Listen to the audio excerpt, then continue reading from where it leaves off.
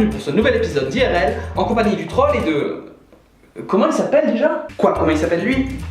Bonjour! Bah, je pense que vu le gars, on peut l'appeler la Vierge effarouchée. Bonsoir et bienvenue pour ce nouvel épisode d'IRL en compagnie du troll et du berbère. C'est en Espagne que cette nouvelle mode sévit. En effet, la mafia raccorde illégalement l'eau, l'électricité et le gaz à un logement abandonné avant de le fournir à des squatteurs moyennant 1000 €.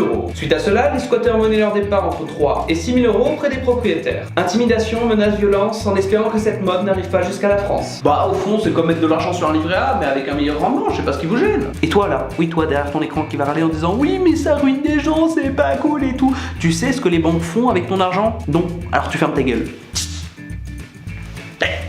Fais gaffe, je t'ai à l'œil. Faut pas trop râler parce que ça fait quand même des super maisons de passe à thème, hein. Tout ce qui est interdit, le fruit défendu, tout ça, c'est stimulant. Et c'est dans la semaine qu'un homme de 40 ans s'est fait renverser par une voiture. Encore en vie, les chauffeurs sont descendus de la voiture afin de lui asséner plusieurs coups de pied de biche. Après enquête, il s'agirait de son ex-femme qui a payé 4 000 € les deux loupards pour faire assassiner son mari. Putain, mais en y réfléchissant 2 secondes, c'est la solution de fou. 4 000 € pour divorcer, c'est rien du tout. Et en plus, avec l'héritage, peut-être que tu seras remboursé, voire mieux. Ouais, enfin ça, c'est à condition de pas te faire choper, parce que sinon tu vas payer plus cher en pot de vin pour sortir de tôle que de... Oubliez ce que je viens de dire.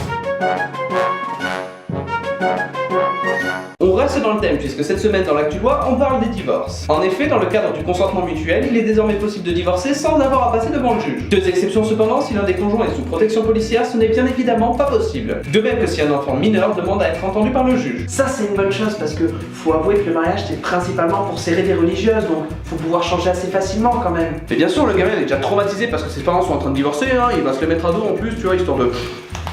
quitte à être dans la merde, autant l'être au fond, hein. Faut arrêter de déconner, le gamin il va juste fermer sa gueule ou prendre un air-tour et aller au lit, hein. Bon après je généralise un peu bien sûr, tous les parents sont pas comme moi et... j'ai des amis à moi, ils l'auraient pas frappé. Il l'aurait congelé. 7, 6, 5, 4, 3, 2, 1.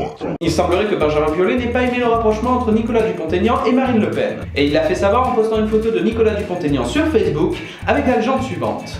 À tes risques et périls, petite tepu. Non mais attends, faut se calmer un peu et réfléchir 2 secondes. Elle lui propose la place de Premier ministre. Il y en a plein qui tapinent pour moins que ça. Dupont-Aignan tapine? Mais pourquoi on me dit jamais rien? Moi j'ai jamais fait avec un candidat à la présidentielle.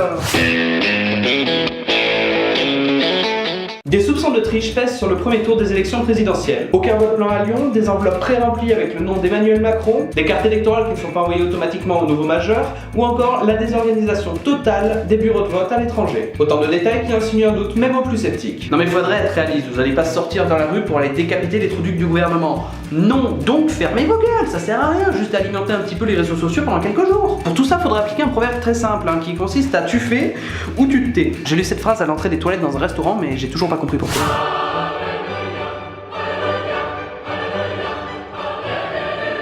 Et c'est le 25 avril 1507 qu'est née l'Amérique. Ou en tout cas qu'il en a été fait mention pour la première fois sous ce nom dans une imprimerie dans les Vosges. Recrue en 1538 par le cartographe Mercator, elle devient alors le nom courant pour désigner ce magnifique continent. C'est quand même dingue de se rendre compte qu'un truc aussi important que le nom d'un continent ait pu se décider comme ça un petit peu n'importe comment. Bon en fait pour leur défense à l'époque c'était plus le nom d'une terre barbare lambda, comme on en avait déjà pas mal quoi.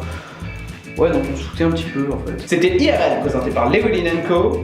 pour vous servir. Bon bah écoutez, je sais pas vous, mais moi je vais me barrer, hein, c'est l'heure des feux de l'amour, faut pas déconner. Ciao. Bonne soirée, et puis surtout n'oubliez pas de rester bien droit dans vos principes. Vrais principes.